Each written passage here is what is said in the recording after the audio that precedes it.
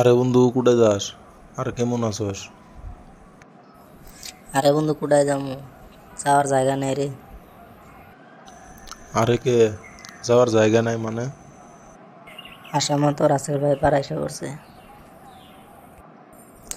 তাই চিন্তা করি কি করা যায়, মাথায় নষ্ট।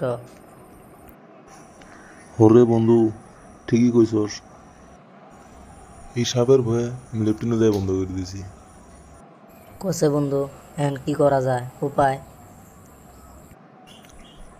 আমার কাছে এক আইডিয়া আছে।